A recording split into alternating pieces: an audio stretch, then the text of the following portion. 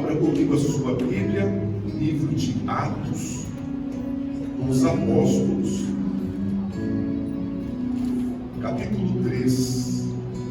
Enquanto você abre a sua Bíblia, Deus abençoe você que não faltou no culto depois da ceia. Glória a Deus. Deus abençoe você que tem sido obediente à voz do Senhor.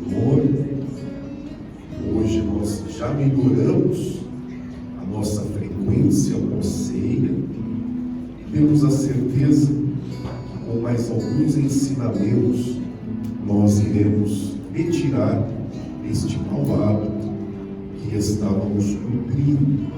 Deus abençoe a você que está aqui. Atos dos Apóstolos, capítulo 13. É importante lembrarmos, para a nossa igreja, o domingo, enquanto dia do Senhor, é uma base doutrinária. Amém? Nós não temos uma consideração afetiva com o domingo. Nós cremos biblicamente e sabemos que historicamente o domingo é o dia do Senhor. É importante que a nossa igreja aprenda a viver isso antes de qualquer um dos nossos afazeres, antes de qualquer uma das nossas atividades. Primeiro, priorizamos o domingo na casa do Senhor, celebrando a Deus. Amém? Depois faremos as outras coisas. Depois as outras atividades. Primeiro, estaremos aqui no domingo pela manhã, como sempre a cristandade fez desde o primeiro século da Igreja Apostólica, que transformou o primeiro dia da semana no dia da celebração a Deus, porque Jesus ressuscitou em um domingo pela manhã. Isso fez com que judeus que se tornaram cristãos, migrassem a sacracidade do sábado para o domingo, que Jesus ressuscitou no domingo. E dias mais tarde, como já lhe expliquei, 5 séculos depois, o próprio Império Romano, na pessoa do imperador Teodósio, reconheceu esta prática da cristandade e por isso chamou o primeiro dia da semana de dias dominicos, que literalmente quer dizer, dia do Senhor. A palavra domingo, então, literalmente significa dia do Senhor. Nós não em nossa igreja, não iremos transformar o domingo no dia da família. Não é o dia da família. O domingo é o dia do Senhor. Não é o dia do descanso. O domingo é o dia do Senhor. Não é o dia de entretenimento, de passeio, não. É o dia do Senhor. Nos manteremos fiéis ao que a igreja sempre fez e sempre apregoou. Domingo é o dia do Senhor. E nos reunimos como sempre fizeram. No domingo pela manhã, estamos juntos celebrando o Cristo que num domingo pela manhã ressuscitou para a glória de Deus.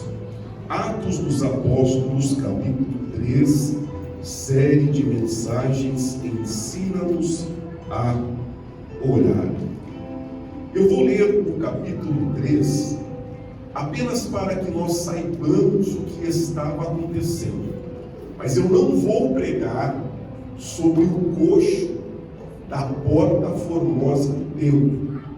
Nossa pregação hoje está no capítulo 4, sobre como os apóstolos reagiram à primeira perseguição que a igreja sofre.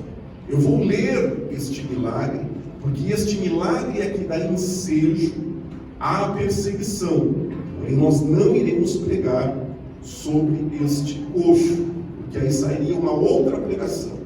Nós vamos então entender o que estava acontecendo, por que eles foram perseguidos e presos, e como eles enfrentaram a primeira perseguição que a igreja sofre.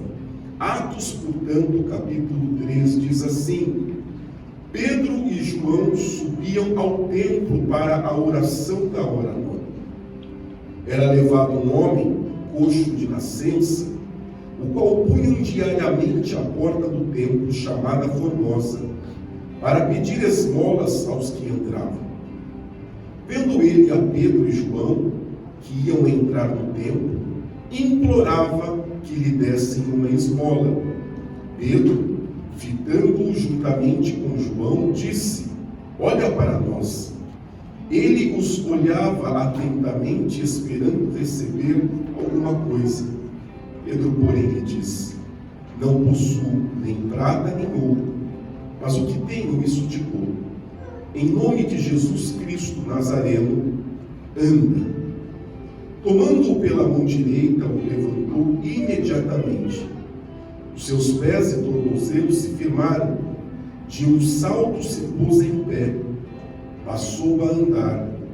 E entrou com eles no templo, saudando e louvando a Deus.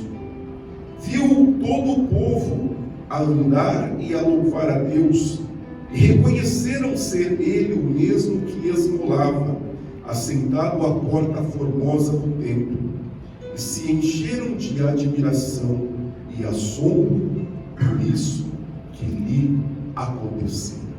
Primeiro ponto, então, a Bíblia está dizendo que há um milagre realizado por meio da vida de Pedro e de João.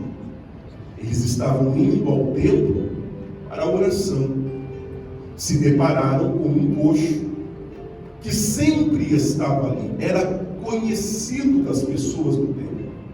Ele sempre era colocado em uma das principais portas de entrada do principal pátio do templo, o pátio dos gentios. E ele vivia então de doações, de esmolas que lhe davam.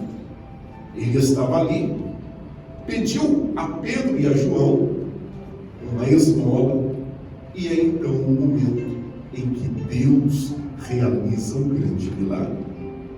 Pedro vai lhe dizer: eu não tenho prata, não tenho ouro, mas o que eu tenho te dou, em nome de Jesus o Nazareno, anda. Isso traz uma grande comoção.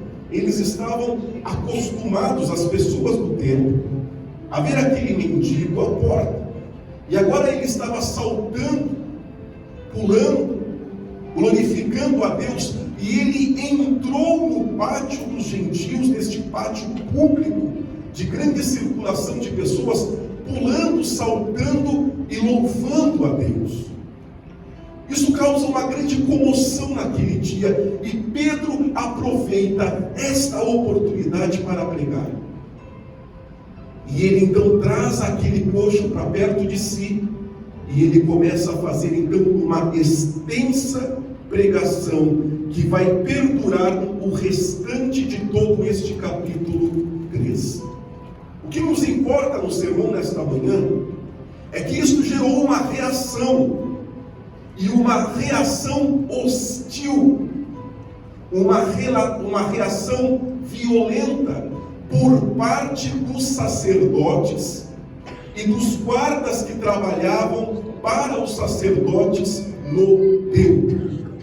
Houve uma relação hostil, porque na pregação de Pedro, se nós lêssemos todo o capítulo 3, Pedro estava dizendo que eles haviam crucificado o Filho de Deus, de que aquele milagre acontecera porque eles tinham matado, Pedro vai usar esse termo, vocês mataram o autor da vida.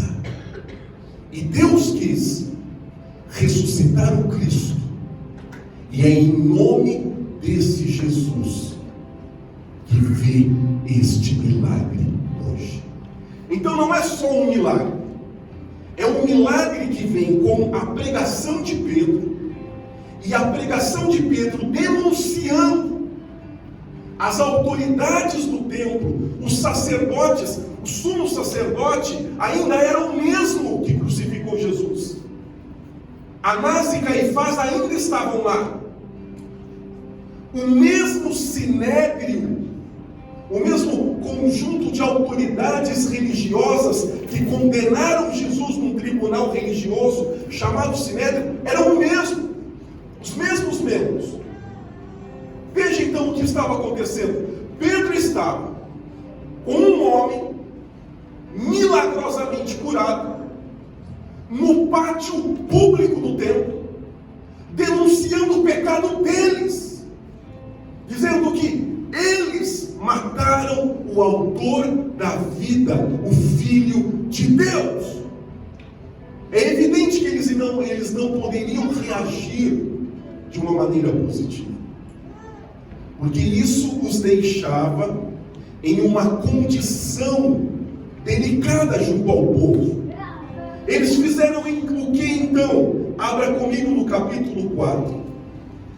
Falavam eles ainda ao povo, Pedro e João ainda estavam pregando, quando sobrevieram os sacerdotes, o capitão do templo e os saduceus, ressentidos, desgostosos, aborrecidos, por ensinarem eles ao povo e anunciarem em Jesus a ressurreição dos mortos, os prenderam, recolhendo-os ao cárcere até o dia seguinte, pois já era tarde. Muitos, porém, dos que ouviram a palavra, a aceitaram, subindo o número de homens a quase 5.000. Há um grande acontecimento e um grande problema também. Um grande acontecimento, porque milhares de pessoas se convertem ao ver aquele milagre e ouvir a pregação de Pedro. Porém, a pregação de Pedro é comprometedora. Ela acusa o templo, acusa os sacerdotes por terem prendido, por terem crucificado a Cristo. Pedro os denuncia no capítulo 3, dizendo: vocês escolheram um salteador, um bandido, ao invés do Cristo, referindo-se ao julgamento e à soltura de Barrabás. Agora então os apóstolos estão presos, e o sinédrio, esse mesmo tribunal religioso que outrora havia condenado a Cristo, agora começam a conversar sobre o que irão fazer com estes dois homens. O que fazer com eles? Eu quero ler com você então, no capítulo 4, e versículo 18 até o 21, que diz assim: chamando Pedro e João, que estavam presos, ordenaram-lhes que absolutamente não falassem, nem ensinassem em nome de Jesus. Mas Pedro e João lhe responderam: julgai se é justo diante de Deus ouvir-vos antes a vós outros do que a Deus. Pois nós não podemos deixar de falar das coisas que vimos e ouvimos. Depois, ameaçando-os mais ainda, os soltaram, não tendo achado como os castigar por causa do povo, porque todos glorificavam a Deus pelo que aconteceu. A pergunta que eu faço a você: como os apóstolos enfrentam a primeira de muitas perseguições que viriam depois desta. Para que tenhamos ideia da dimensão, as perseguições contra a igreja apostólica perdurará desta data por mais 200 anos. Os 3 primeiros séculos da igreja são séculos de intensa perseguição. Somente no início do 3º século teremos uma liberdade religiosa que é dada aos cristãos por meio de Constantino. Até então, o cristianismo permanecerá por 300 anos sendo violentamente castigado, aprisionado, perseguido. E a igreja tem que saber como lidar com isto. E Jesus, eu lhe digo, irmão, ensinou muito bem os seus apóstolos. E o que eles precisavam fazer diante das perseguições, diante das agressões, diante da violência. Jesus nos ensinou muito bem o que devia fazer. E é isto que nos interessa nesta manhã. O que nos interessa é aprendermos a enfrentar as tempestades da mesma forma que Jesus ensinou os seus apóstolos a enfrentar. Porque independente de questões políticas ou críticas históricas, uma coisa é certa: este império, considerado no mundo ocidental o maior império da humanidade, se dobrará ao Evangelho de Jesus Cristo, o nosso Senhor. Amém? Independente de críticas históricas, independente de eventuais abordagens que queiram explorar um caráter político, isso é um fato histórico. Roma, o maior império da história da humanidade ocidental, se dobrará à fé cristã, sem nenhum confronto, sem nenhuma revolução civil, sem nenhuma lança e sem nenhuma espada. Eles se dobrarão para fazer de Roma o centro cristão de todo o mundo. Então não me diga que não deu certo a maneira que Jesus os ensinou para enfrentar as tempestades. Então não me diga que não deu certo na prática a forma que Jesus os ensinou para enfrentar as dificuldades. Ao contrário, as dificuldades às quais eles eram submetidos é infinitamente maior do que qualquer problema que você tenha, qualquer um deles. E digo já sem conhecer o seu problema, porque você não será crucificado, você não será decapitado, você não será lançado aos leões, a sua família não será presa e destruída. Então nenhum problema que nenhum de nós tenhamos nesta manhã, nenhum problema se assemelha aos problemas que os nossos irmãos na Igreja Apostólica enfrentavam em suas vidas. E parto então deste raciocínio, do mais grave para o menos grave. O mais grave, os problemas que eles enfrentavam. Os menos graves, os problemas que nós enfrentamos.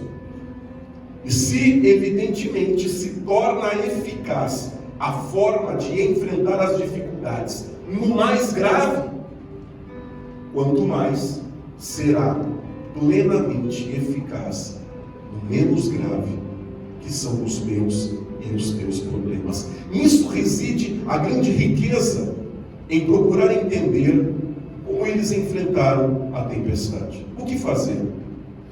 O que fazer? diferente de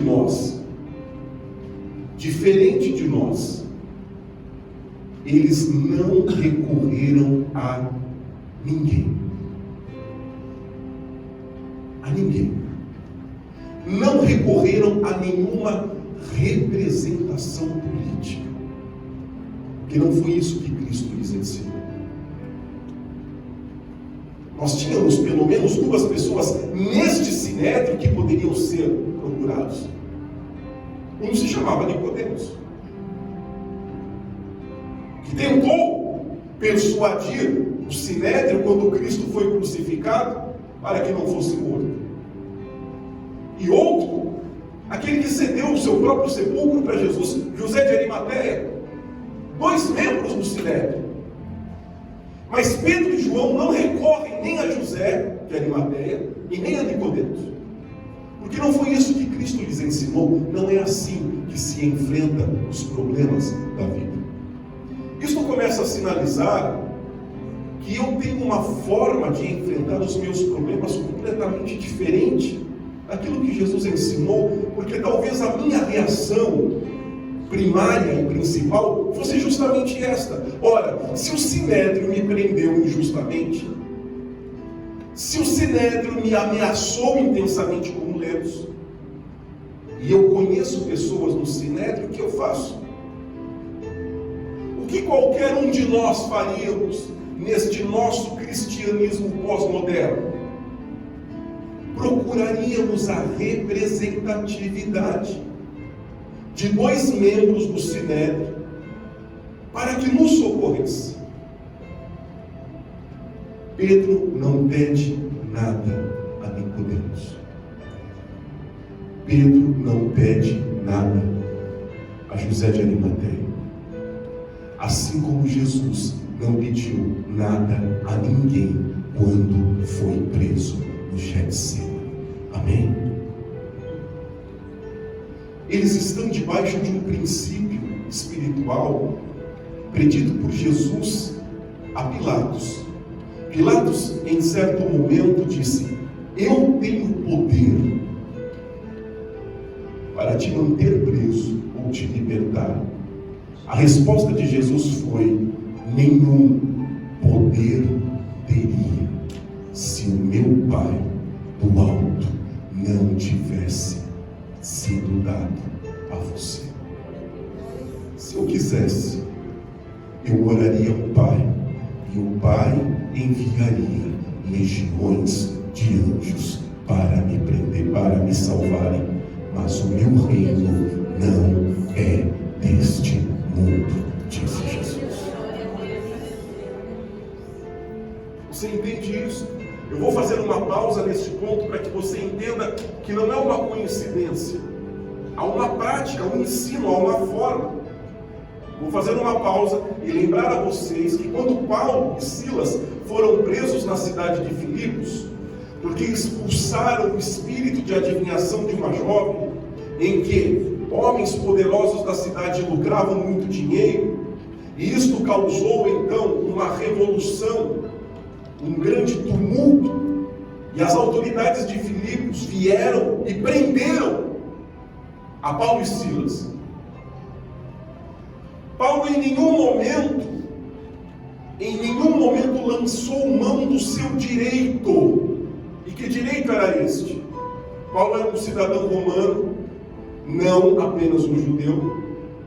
Por ser um cidadão romano, Paulo tinha o direito de um julgamento em que houvesse ampla defesa, e só poderia ser condenado, açoitado, depois do transcurso do julgamento. Paulo se mantém em silêncio. Ele sofre com Silas o açoite sem um justo julgamento. Fica preso, canta e ora à noite, as cadeias se abrem, o carcereiro é salvo. Paulo diz a famosa frase: crê no Senhor Jesus e será salvo tu e a tua casa. Só pela manhã, quando tudo está resolvido, que as autoridades vieram para libertar Paulo, é que Paulo faz esta objeção e diz: não, Eu não vou sair assim. Peça ao magistrado, peça ao juiz, que venha pessoalmente aqui na cela e se desculpe comigo, porque eu sou um cidadão romano. Fui preso, eu fui açoitado, sem um julgamento. E sabe o que o magistrado faz? Ele vai e se desculpa. Porque por não saber que Paulo é um romano, ele comete um crime. E por isso ele acha melhor, e ele vai pessoalmente até a cela de Paulo, e ele vai se desculpar com Paulo. Perceba então que não é uma coincidência. Assim como Pedro e João não quiseram recorrer a ninguém, senão a Deus, Paulo também não quis recorrer a ninguém, senão a Deus, a sua oração. Com isso eu quero que comecemos a pensar e a entender que há uma forma, uma maneira ensinada por Jesus em como enfrentar as nossas dificuldades. Então, me permita corrigi-lo segundo a palavra de Deus. Se você é como a grande maioria das pessoas que busca o seu socorro em qualquer pessoa, em qualquer representatividade política, seja no que for, eu quero que você entenda, Deus está lhe dizendo nesta manhã, você está fazendo errado. Você está fazendo errado. A nossa vida, irmão, vai se tornando esse emaranhado de problemas não resolvidos, de dificuldades não superadas, arrastando sombras do passado, problemas insolúveis, porque queremos solucionar os problemas do nosso jeito. Se quiser fazer do seu jeito, faça. Que Deus está me dizendo nesta manhã, não é assim que se resolve. Não é assim. A primeira coisa, irmãos, a primeira coisa que eles fizeram, primeira coisa, vou ler com você, veja aí na sua Bíblia, capítulo 4, vou ler o versículo 23 e 24. Uma vez soltos, procuravam os irmãos e lhes contaram quantas coisas lhe havia dito os principais sacerdotes e os anciãos.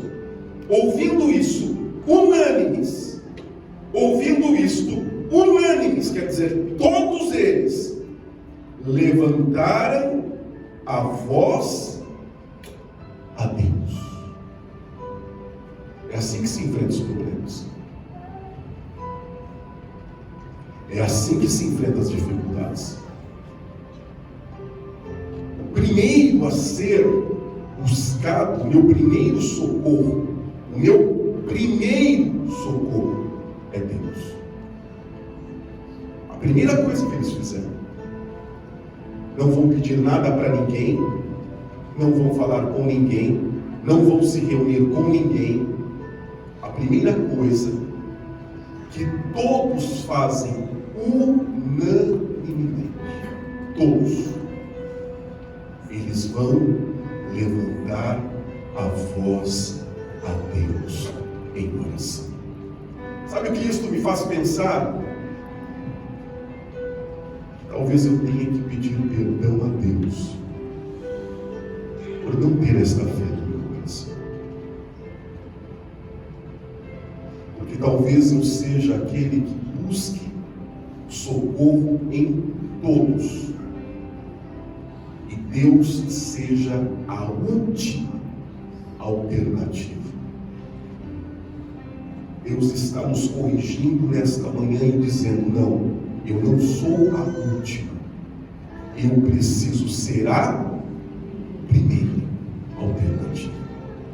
Não irmão, mas é que a gente faz assim, a gente ora e também fala com José de Arimateia. Aí que Deus toca no coração do Nicodemos. Então a gente ora e também. É isso que eu quero que você entenda, irmão. Não é assim. Não é para orar e também falar com José de Arimateia. Não é para orar e também falar com Nicodemos. Não é assim. Para você orar, gastar tempo, dias em oração, esperando a provisão e o milagre de Deus para a tua vida. Vou te lembrar de novo, não me diga que isso não dá certo na prática. Isso faz com que o império se ajoelhe diante da cruz. Se você hoje for no Coliseu Romano, para a cristandade o Coliseu se tornou um símbolo de perseguição cristã. Porque milhares de cristãos foram mortos, milhares de famílias foram dizimadas no Coliseu cristão. Porque antes das lutas dos gladiadores, haviam alguns eventos violentos para entreterem o povo. E entre esses eventos estava a morte de cristãos, às vezes sendo crucificados, às vezes sendo queimados, às vezes sendo lançados aos leões. Mas durante algum tempo, os cristãos se tornaram esta atividade de entretenimento antes do principal, que eram os gladiadores. Milhares de cristãos foram mortos ali. Milhares de famílias foram dizimadas ali. E havia no Coliseu Romano, e há até hoje, uma porta chamada Porta do Imperador. Porque era a porta pela qual o imperador entrava. Então até hoje, lá no Coliseu, existe esta porta, chamada Porta do Imperador, porque o imperador e a sua família entrava por esta porta para o Coliseu. Se você for hoje em Roma, sabe o que existe nesta porta do imperador? Uma imensa e gigantesca cruz. Sabe por que aquela cruz foi colocada na porta do imperador? Para mostrar que maior do que qualquer imperador é a cruz do Cristo ressuscitado. Roma acabou. Os imperadores terminaram. A cruz de Cristo permanece em pé na porta do imperador, dizendo que Cristo é o Senhor. Não me diga então, irmão, não me diga que enfrentar os problemas desta forma não dá certo. Não me diga isso. Volto a repetir. Se enfrentar os problemas assim fazem com que o império se dobre, se ajoelhe e reconheça que Jesus Cristo é o Senhor, não me diga então que a minha forma ou a tua forma é mais eficaz.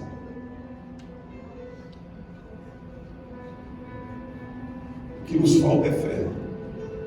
Amém? O que nos falta é obediência à palavra de Deus. É isso que nos falta. Não é que sabemos lidar de uma maneira melhor.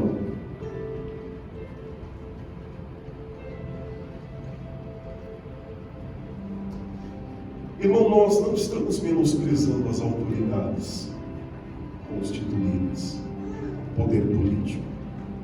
Só quero que nós entendamos que eles não são o nosso socorro e nem a nossa salvação. Amém? Só isso. Nós só tentamos ser bíblicos. Eles não são a nossa primeira porta de socorro. E eles não serão a a primeira porta que eu vou bater quando eu precisar, porque a Bíblia Sagrada me ensina que Deus é o meu socorro, Deus é a minha salvação, e a Ele as minhas orações diante de toda e qualquer tempestade contra mim, contra a minha família ou contra a minha igreja. O meu primeiro recurso é fazer do jeito que Pedro e João fizeram, porque eles aprenderam com Jesus assim. Como enfrentar a cruz? O que fazer na noite em que será traído, preso e crucificado? Foge? Procura contatos políticos? Pede ajuda às pessoas? Faz o quê? Para Jesus é pegar os 12, ir para o Getsêmani, pegar Pedro, Tiago e João, ir um pouquinho mais diante e ir um pouquinho mais avante, distância de uma pedra, dobrar o joelho e orar, orar, orar, orar e orar, porque é assim que se enfrenta os problemas da vida, é assim que se enfrenta a cruz, a maldade, o açoite, é assim que se enfrenta a perseguição. E Deus me encontra nesta manhã para me dizer, principalmente para quem gosta de reclamar com Deus. Tem gente que gosta de reclamar com Deus. Eu acho engraçado que alguns pregadores não têm nem vergonha de contar isso no púlpito, não é? Falar da sua incredulidade e do seu pecado. Parece que acha bonito questionar Deus. Parece que é um sinal de comunhão reclamar com Deus. Não, irmão, isso é desobediência. Amém? Isso é desobediência, isso é pecado. Não é bonito. Não é bonito porque desde a oração do Pai Nosso, Jesus já tinha te ensinado a orar dizendo: seja feita a tua vontade, assim na terra como no céu. Amém? O padrão de obediência é o céu, assim na terra como? O padrão é o céu. Ninguém questiona Deus no céu. Ninguém discute com Deus no céu.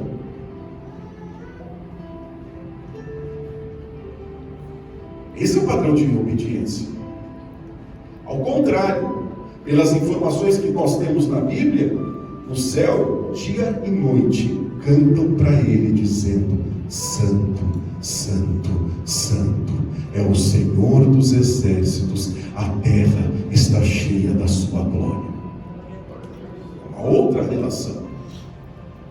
Jesus diz: ore e tenha como padrão de obediência o céu. Então não é bonito você dizer que você discute com Jesus, que briga com Jesus, que fala com Jesus, vive brigando com Jesus no caminho. Isso não é bonito fazer. Amém? Isso não é bonito fazer.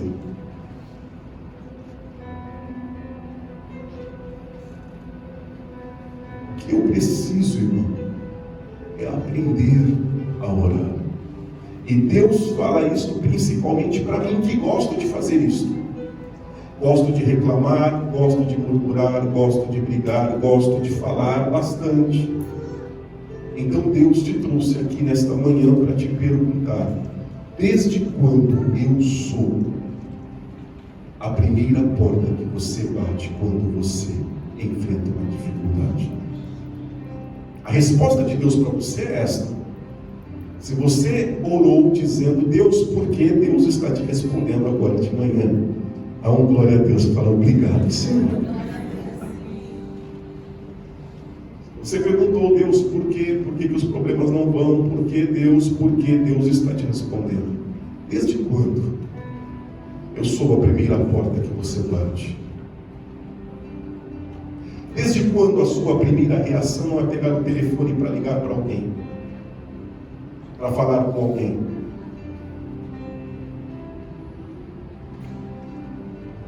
Desde quando a sua primeira reação não é bater na mesa, bater na porta, xingar, juntar as coisas? Desde quando Deus me pergunta, eu sou a primeira porta que você bate toda vez que o mal se levanta contra a tua vida? E Deus me ensina hoje, não preciso conhecer ninguém, amém? Não preciso tomar café com ninguém, não preciso ir almoçar com ninguém e ir a reunião nenhuma. Receberemos todos com muito amor e carinho, mas nós não precisamos. E não precisamos porque a Bíblia Sagrada é muito clara em me dizer: quando a tempestade vier, quando a perseguição se levantar, quando as ameaças vierem, quando vier o açoite, quando o mal se levantar, dobra o teu joelho em oração. Agora entenda o que eu vou lhe dizer, irmão, não é a oração do desespero. Estou falando de uma vida diária de oração. Amém? Uma vida diária de oração. Então eu vou exemplificar de maneira mais clara para você entender. Quando um problema ocorre, quando um problema acontece,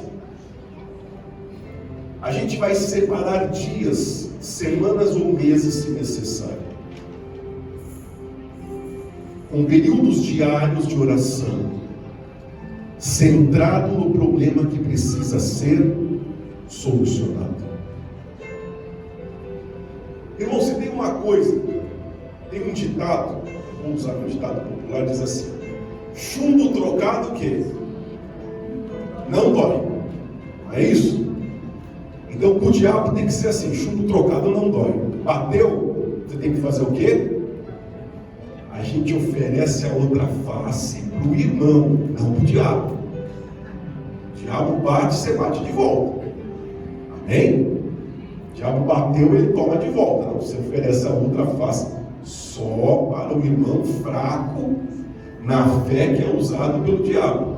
Com o diabo não tem outra face para o diabo. Do jeito que bate, você bate de volta. Então, se o diabo vem e te importuna, você vai agora importuná-lo 3 meses, 4 meses, 5 meses de oração e jejum intenso sobre aquele problema.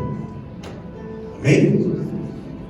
Se tem uma coisa que aborrece o diabo, é isso. Se tem uma coisa que irrita o diabo, é isso. Então fez o mal, olha, 3 meses de oração e jejum. Eu vou orar todos os dias. E quando o problema acabou, ótimo. Eu vou continuar orando mesmo assim. O diabo já tem que saber: quer bater? Bate. Só que vai ter volta. E não vai ser de uma semana. Não vai ser de 2 semanas. Quer bater? Bate. Só que a resposta é meses e meses de oração e de jejum. E mesmo quando o problema terminar, continuamos orando a Deus.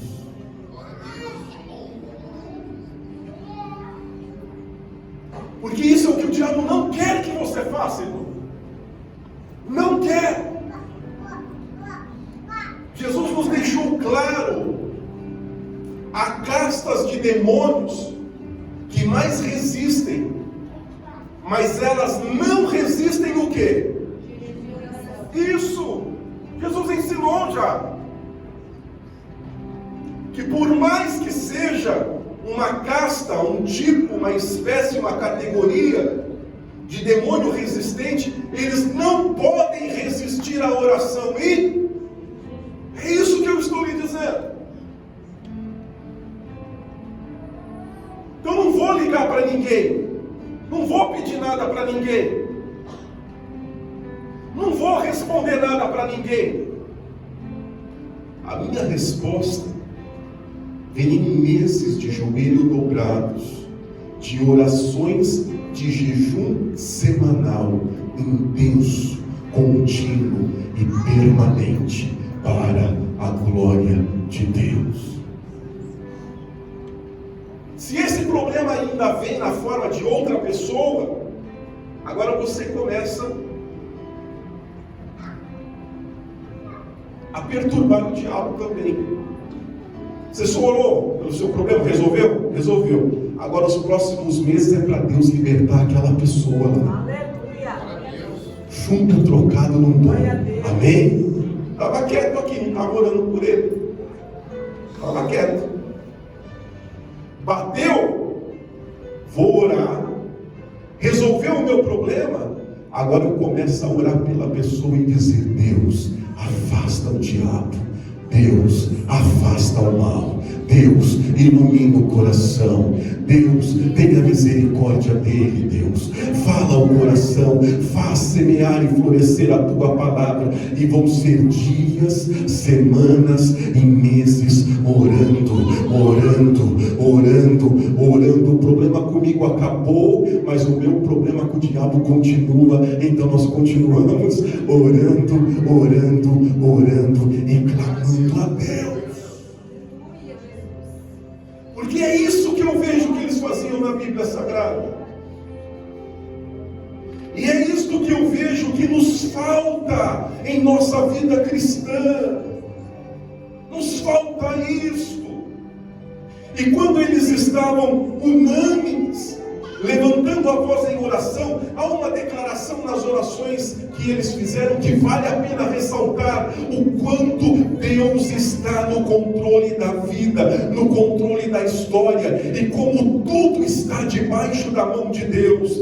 Diz assim o versículo 27 e 28. Leia comigo versículos 27 e 28 do capítulo 4 de Atos. Veja o que eles oravam e diziam a Deus. Porque verdadeiramente se ajuntaram nesta cidade contra o teu santo servo Jesus, ao qual ungiste. Quem se levantou? Herodes, Pôncio Pilatos, gentios e o povo de Israel, gente de Israel, para fazerem tudo o quê? O que eles queriam? Não. Pilatos não ia fazer o que ele queria, e nem Herodes iria fazer o que ele queria, e nem os gentios e nem os judeus. Eles iam fazer o quê? Para fazerem tudo o que a tua mão e o teu propósito pré-determinaram. Eles estão orando dizendo: Deus, Herodes não podia fazer nada além daquilo que o Senhor quisesse que fosse feito. E nem Pôncio Pilatos, e nem judeus, e nem gentios.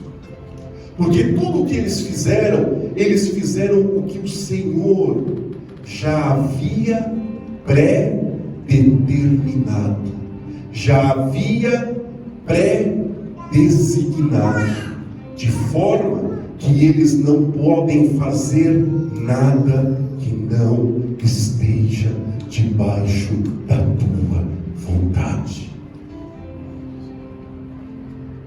Então eu digo a você, qualquer pessoa que pregar a atividade de Pilatos, de Herodes, como um ataque do diabo, levante do diabo, irmão, isso está biblicamente errado.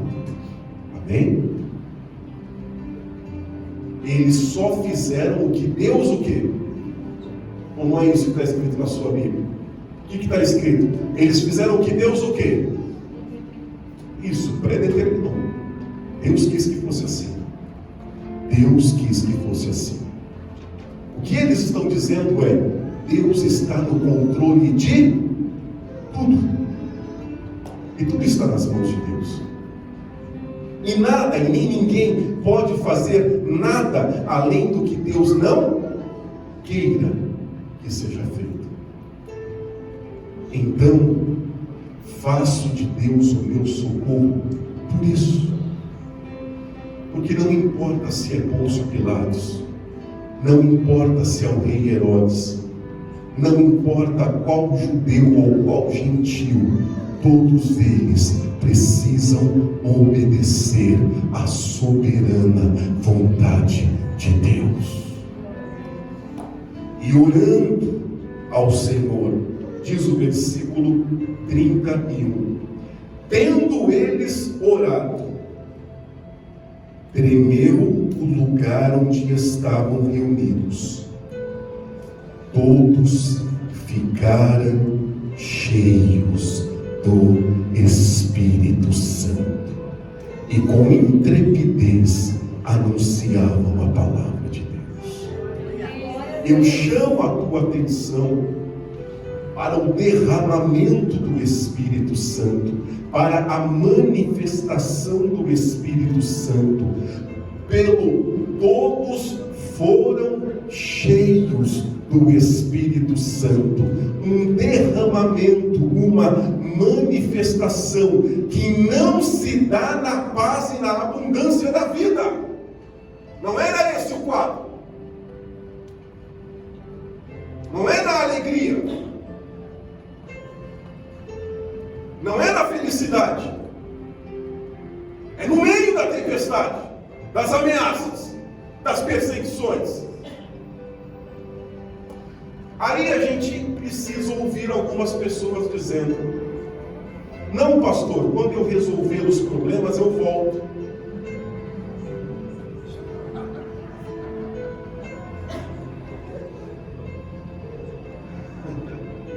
Como assim? Não entendi.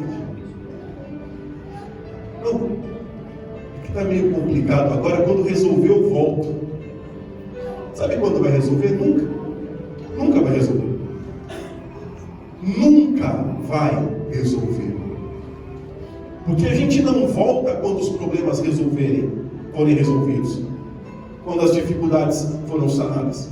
A gente volta debaixo da tempestade, da turbulência, da perseguição, das ameaças, do fogo cruzado. É aí que a gente volta. E é aí que Deus nos faz cheios do Espírito Santo. A miséria com que muitas pessoas estão vivendo é o colher daquilo que plantam. É a escolha de uma vida sem Deus. E por ser uma vida sem Deus, é uma vida de deserto, de sequidão, de aridez, infrutífera, infeliz.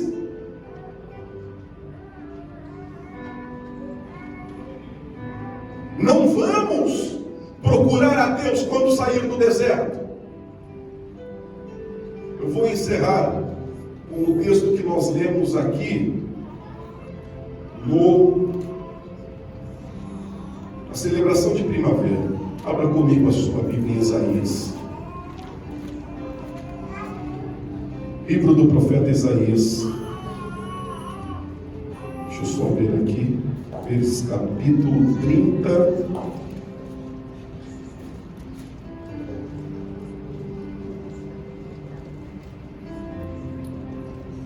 Aqui. 35. Isaías 35. Eu não espero passar o deserto. Eu não espero passar a perseguição. Por que não? Isaías 35. O deserto e a terra se alegrarão. O ermo exultará e florescerá como narciso.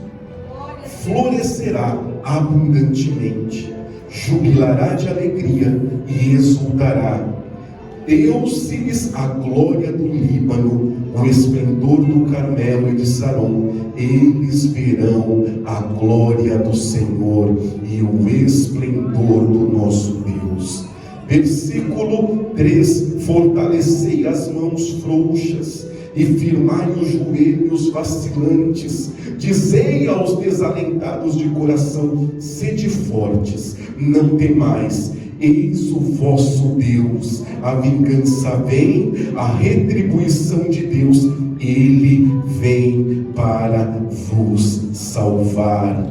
Versículo 6: os coxos exaltarão como cervo, a língua dos mudos cantará, pois as águas arrebentarão no deserto e ribeiros no ermo. O milagre de Deus acontece no deserto da vida, na sequidão, na aridez, na tempestade, na perseguição. Eu já lhe disse a vocês no culto de primavera, volto a lembrar, este capítulo 35, esses primeiros versículos, Deus escolheu na pessoa de Cristo para descrever Jesus para João Batista. João Batista mandou os seus discípulos perguntarem: Senhor, és tu o Cristo ou esperamos alguém? E Jesus vai citar esse texto, vai dizer: vai e diga a João que os cegos estão vendo, os coxos estão andando, a palavra do Senhor está sendo anunciada. Ele estava dizendo: eu sou o Deus que no deserto da vida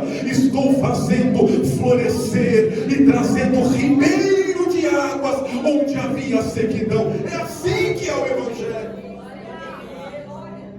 Não é esperar resolver, não é esperar acalmar, porque o Espírito Santo é derramado quando a tempestade se levanta, quando as ameaças vêm, quando o diabo ataca. É ali que os joelhos se dobram em oração e Deus nos faz cheios do Espírito. É por isso que eu estou dizendo a você: meses de oração em resposta ao ataque do diabo, porque não há nenhum sacrifício em fazer isso do diabo, irmão.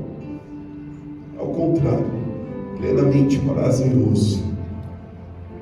Que quando o diabo me faz algo e eu destino meses de resposta, são meses de graça, de deserto florescendo, de rios de água sendo trazidos pelo Senhor, do Espírito Santo enchendo. Por isso não é nenhum sacrifício, é prazeroso. Cada oração, dia após dia, mês após mês, vejo o Espírito Santo se derramar em amor, em misericórdia, em provisão, em sustento. Logo, irmão, eu luto com o diabo até morrer desse jeito.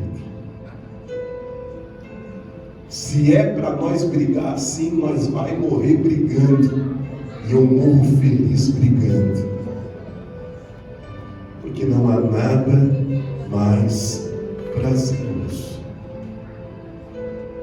do que dedicar-se dias, semanas, meses em oração e ver a mão de Deus se movendo e ver a misericórdia de Deus se manifestando, ver a tempestade indo embora, o céu se abrindo, o sol nascendo, as flores florescendo, e tudo isto movido pela graça, pela misericórdia de um Senhor que ouve e responde às orações. Eu creio que Deus está te dizendo bem claro nesta manhã o que você precisa fazer hoje. Vamos nos colocar em pé neste momento. Deus está lhe dizendo de maneira bem clara o que você precisa fazer, o que você precisa mudar na sua vida. de ficar batendo em porta em porta.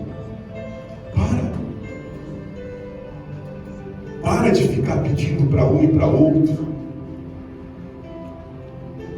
A gente não está falando isso por orgulho. Você está vendo que isso não adianta. A quantas pessoas você já pediu? Quantas portas você já bateu? Com quantas pessoas você já conversou? Não é orgulho. A vida está te mostrando que isso não resolve nada. Deus está lhe dizendo: bata primeiro na porta dele. Não bate um dia não, irmão. Não bate 2 vezes não. Eu leio a Bíblia em Mateus 7, ele me diz: pedi, pedi, e dar-se-vos-á. Batei, e abrir-se-vos-á. Procurai, e encontrareis. Porque todo aquele que pede, recebe. A todo aquele que bate, se abre. E todo aquele que procura, encontra. Eu vou bater, bater, bater e bater até que a porta se abra. Pode demorar dias, semanas, pode perdurar meses. Eu vou continuar batendo. Eu vou continuar orando. Eu vou continuar orando. Eu estou lhe dizendo, irmão, e contando isso a você, porque eu estou fazendo isso com o diabo agora.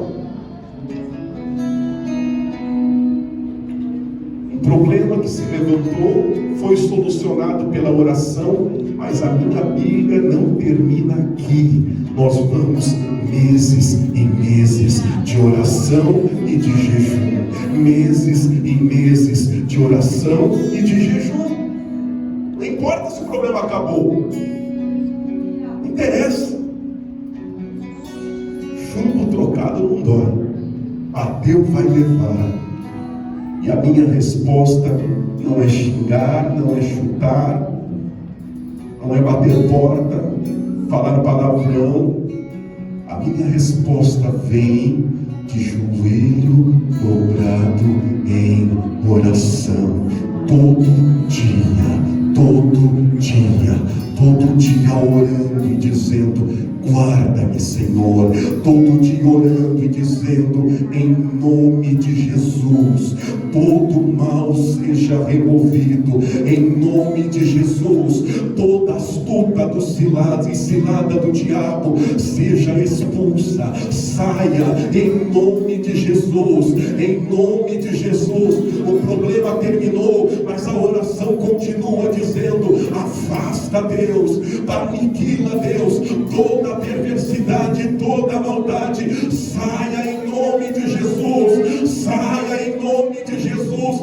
E assim ainda irá meses de oração e de jejum. Meses de oração e de jejum.